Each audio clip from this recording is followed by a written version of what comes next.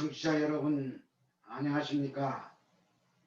많은 사람들이 신앙생활을 하던 사랑하는 사람들을 저 세상으로 떠나보내고 나서 천국으로 갔을 것이라고 말하며 자신의 슬픔을 위로합니다.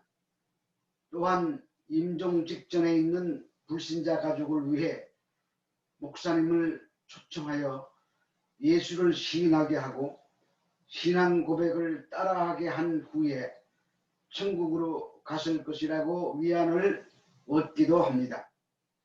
그것은 십자가상에서 예수님의 좌우편에 있던 죄인 중 한 명이 예수님을 시인함으로 구원받은 성경의 이야기가 있기 때문입니다. 뿐만 아니라 일평생 주일 성수하며 교회 생활을 열심히 하다가 간 신도는 말할 것도 없이 천국에 갔을 것이라고 확신하기도 합니다. 그러나 이 세상에서 구원과 심판의 기준이 무엇인가, 그 나타난 것만으로는 알기가 어렵습니다. 왜냐하면 구원은 하나님의 은혜로 받는 것이며 하나님께서 의롭다 하시면 구원받는 것이고 하나님께서 모른다고 하시면 심판이기 때문입니다. 그래서 오늘은 이런 민감한 문제에 대해서 본문에 나타난 말씀을 중심으로 나누도록 하겠습니다. 지난 시간에는 예배당 안에서 일어나는 구원과 심판이라는 제목이었는데, 오늘은 요한복음 5장 17절에서 30절 같은 본문으로 나는 확실히 구원받았을까? 의문문이 아니라 느낌표라는 내용으로 말씀을 나눠보도록 하겠습니다. 하나님께서 우리에게 구원을 은혜로 선물로 거저 주셨다고 하십니다. 9절에 나오는 그 이유가 나오는데, 그 이유가 우리에게 자랑하지 못하게 하시기 위해서 그렇게 하셨다는 것입니다. 하나님은 우리에게 자랑이라는 것을 할 수 없게 만드셨습니다. 그것은 구원이라는 것 자체가 자신을 자랑하는 자들에게서 하나님을 자랑하는 자로의 변화가 되는 것이기 때문입니다. 가인이 하나님께 화를 낸 것은 자신을 자랑하고 싶어서 하나님께 제사를 드렸는데 하나님께서 안 받아주시니까 화를 낸 것입니다. 바리새인들이 예수님을 죽인 것은 자기들은 열심히 율법을 지켜서 자신들을 자랑하고 싶었는데 예수님이 독사의 자식들이라고 자신들을 무시했기 때문입니다. 하나님의 백성은 하나님 앞에서 혹은 다른 사람에게서 자기를 자랑하는 자들이 아니라 하나님을 자랑하며 하나님께 영광을 돌리며 하나님을 찬양하는 자들이어야 합니다. 그것이 창조의 목적입니다. 그런데 자기를 자랑한다는 것은 찬양과 존귀를 받으셔야 할 하나님의 자리에 자기가 올라가 있다는 증거이기 때문입니다.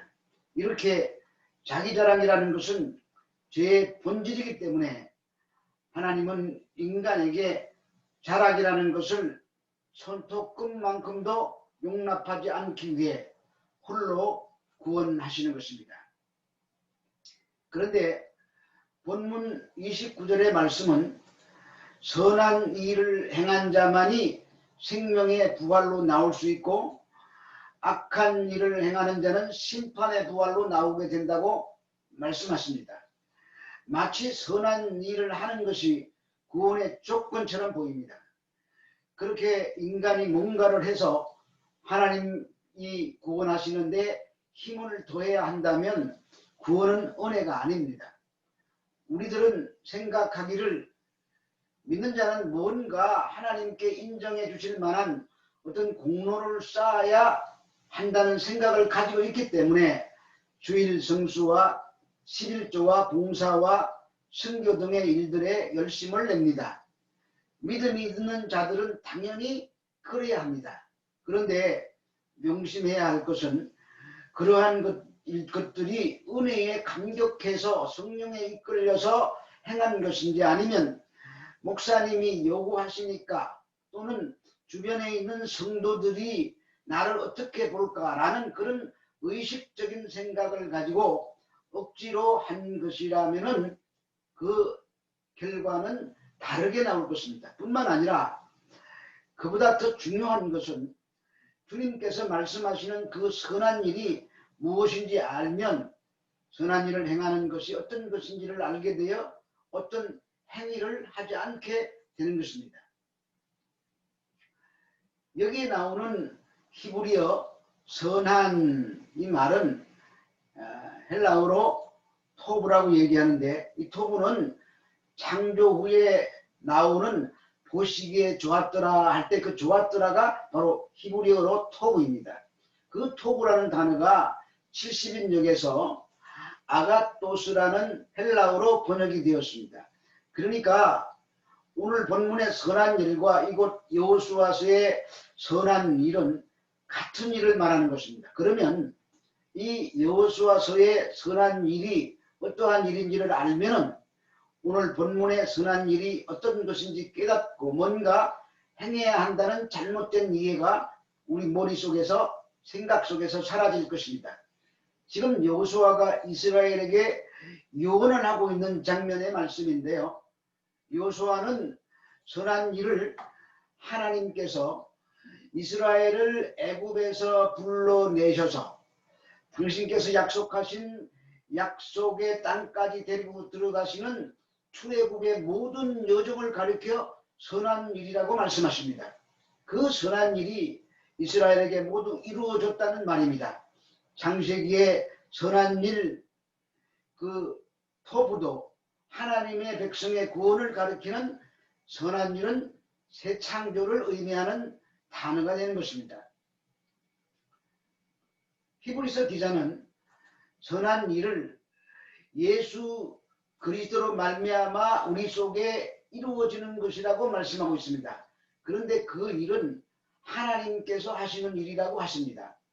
그리고 온전케 하시고 자기 뜻을 행하게 하시고 이루시기를 이런 어구들이 여기에 나오는데 이 모든 것들은 모두가 다 사역 동사들을 포함하고 있습니다. 즉 하나님께서 주도권을 가지고 하나님께서 하시는 일이라는 뜻입니다.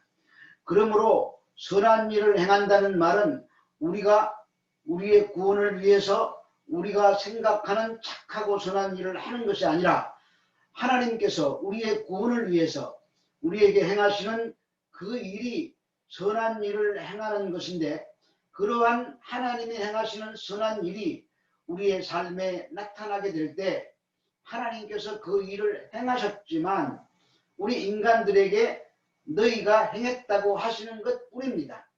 그것은 아담의 후손들인 타락한 인간들은 로마서 3장 10절의 말씀처럼 아무것도 할 수 없는 무능하고 불가능한 자들이었기 때문입니다. 여기서 착한 일이라고 번역이 된 단어가 선한 일과 같은 단어입니다. 토부. 그 선한 일은 하나님께서 시작하시는 일입니다. 우리가 해야 할 선한 일은 우리 안에서 하나님께서 시작하신 새 창조가 점차적으로 진행되어져 가면서 우리에게서 나오는 열매를 말하는 것입니다. 그러니까 그 열매는 우리가 맺는 것이 아니라 하나님이 맺으시는 것입니다. 따라서 하나님께 은혜를 받은 자들은 당연히 선한 일이 그렇게 지어져 가고 있는 모양이 우리들의 이 삶 속에서 나타나게 되어 있는 것입니다. 그것을 성령의 열매라고 부릅니다. 그래서 오늘 본문 29절에 선한 일을 하는 자는 생명의 부활로 나온다고 기록하고 있는 것입니다. 우리가 선한 일을 하는 것이 아닙니다. 우리에게서 나오는 선한 일이지만 하나님께서 이루시는 하나님의 선한 일인 것입니다. 역시 은혜의 이야기를 그렇게 하고 계신 것입니다. 그러므로 인류의 구속사뿐 아니라 우주의 역사까지도 모두 하나님의 작정 아래서 하나님에 의해서 움직여지고 있는 것입니다. 우리는 그러한 하나님의 일하심 속에서 하나님의 은혜를 입어 하나님의 자녀로 잘 자라가게 되는 것입니다. 그 자라남 역시 하나님에 의해서 반드시 완성될 것입니다. 이러한 은혜의 복음에 대한 이해가 우리를 바꾸어 가는 것입니다. 주님께서 그렇게 오직 은혜로만 우리로 완성시켜 가신다는 구원의 복된 소식을 이해하는 것만큼 우리 속에서 감사가 터져나오게 되고 그 터져나오는 감사가 우리의 손발을 움직이게 만드는 것입니다. 그것이 우리에게 표면적으로 나타나는 선한 일이 되는 것입니다. 이처럼 말씀 자체가 하나님의 능력이 되어 우리 안에서 역사하여 우리는 하나님 자녀답게 변모해 가도록 만드는 것입니다. 하나님은 그것을 우리가 행하는 선한 일이라고 하시는 것입니다. 하나님께서 다 하시고 우리가 그것을 행했다고 공로를 우리에게 돌리시는 것입니다. 바로 이러한 주장에 분노하는 사람들이 있습니다. 아직까지도 자신을 우주의 중심이라고 생각하는 인본주의적 사고에서 빠져나오지 못한 사람들은 그러한 말을 들을 때 분노하게 됩니다. 이렇게 위대한 인간이 어떠한 절대자의 손에 의해서 정해진 역사를 따라 살아야 한다는 것을 참지 못하는 것입니다. 자존심 상한다는 말입니다. 그들이 바로 선악과를 따먹고 하나님 자리를 차지하고 앉은 아담들인 것입니다. 그러나 하나님이 어떠한 분이신지를 알고 그분이 하시는 모든 일이 옳고 선한 것이라는 것을 인식한 사람들은 그러한 분의 손에 의해서 나의 운명이 이끌려 간다는 것에 안도의 숨을 내쉬게 되는 것입니다. 오직 은혜로 모든 것이 완성되고 있다는 복음 앞에 감사의 찬송을 하게 되는 것입니다. 그리고 그러한 사람들은 그렇게 은혜로 우리를 이끌고 가시는 감사하신 하나님의 말씀에 순종하고 복종하며 그분의 계획과 의도에 나를 맞춰가며 살아가게 되는 것입니다. 그것이 우리에게 나오는 선한 일입니다. 그러나 하나님께 항복하고 자신이 탈취했던 하나님의 왕위를 하나님께 돌려드린 성도들은 하나님의 크심과 그분의 선하심을 알기에 그분의 뜻과 계획과 작정에 자신의 삶을 기쁘게 맡길 수 있게 되는 것입니다.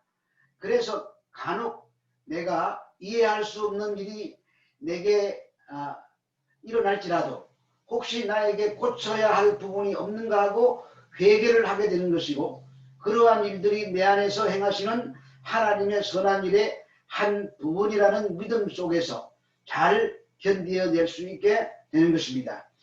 성도에게 일어나는 모든 일은 선한 일입니다.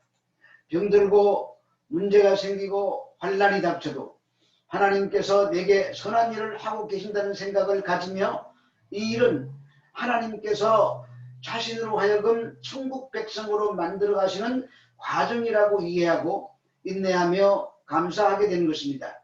하늘에 소망을 둔 성도들에게 일어난 모든 일은 선한 일입니다. 그래서 합력하여 선을 이루실 것이기 때문입니다. 그러한 것을 깨달은 사람들은 자신의 인생에 풍랑이 닥쳐도 그 일을 주관하시는 하나님을 바라보며 느긋이 이길 수가 있는 것입니다. 그러한 사람들은 남들에게 억지스러운 모함을 당해도 그 일을 주관하시는 하나님을 알기에 분노하지 않을 수가 있는 것입니다. 하나님은 우리들을 구원하시기 위해 이 역사를 운행하는 것이지 괴롭히시기 위해서 역사를 경륜해 가시는 것이 아닙니다. 그러니까 지금 우리들에게 일어나는 이 모든 일들은 하나님의 주권하에서 이루어지는 하나님의 배려라는 것을 잊지 말고 잘 이기며 견뎌내야 할 것입니다. 따라서 힘들어도 고난은 하나님은 지금 은혜로 우리들의 삶 속에서 선한 일을 하고 계시는 것입니다. 잘 참아내야 됩니다. 본문 29절의 내용을 잘 기억해야 합니다. 그것이 성도의 입장에서는 선한 일입니다. 그 선한 일을 행한 자만이 생명의 부활로 나오게 되기 때문입니다. 여러분 안에서 일어나는 선한 일들을 경험하며 감사하게 받아들이며 하루하루를 보내는 자가 장차 생명의 부활로 나오게 될 것입니다. 우리가 이 세상에서 누가 누구를 보며 저 사람은 구원받았다, 저 사람은 심판받을 것이다, 이렇게 단정적으로 말할 수는 없습니다. 그것은 에베소서 4장 13절 이하의 말씀처럼 성도는 시간 안에서 계속 성숙해 가기 때문입니다. 13절에 온전한 사람은 믿음의 내용이 성숙한 사람을 말하는 데 강조점이 있고, 또 그리스도의 장성한 분량은 영적인 성숙의 강조점이 있습니다. 그러므로 믿음의 내용인 그리스도를 잘 알지 못해서 그분이 이 세상에서 우리의 문제를 해결해 주기 위해서 이 땅에 오셨다고 믿으면 아직 어린아이에 해당이 됩니다. 따라서 온전한 사람이 되려면 그리스도를 알아야 합니다. 그래서 영적으로 성숙해진 사람은 그리스도의 장성한 분량이 충만한 데까지 이르러 흔들리지 않는 믿음의 사람이 되어 가는 것입니다. 만약 지금 내가 알고 있는 하나님의 백성은 이 정도는 되어야 한다고 말한다면 아마 이 설교를 하고 있는 목사도 3, 40년 전에는 그런 믿음으로는 구원받지 못했을 것입니다. 내가 하는 설교 내용도 20여 년 전에는 소경이 소경을 인도하는 그런 수치스러운 내용이었습니다. 그래서 지난 설교 원고를 보면서 얼굴이 뜨거워지는 일이 참 많았습니다. 구원과 심판은 하나님께서 아들 예수 그리스도에게 위임한 것입니다. 내 말을 듣고 또 나 보내신 이를 믿는 자는 영생을 얻었고, 주님의 말씀에 아멘되고 순종하는 삶을 사는 자는 영생을 얻었다고 하십니다.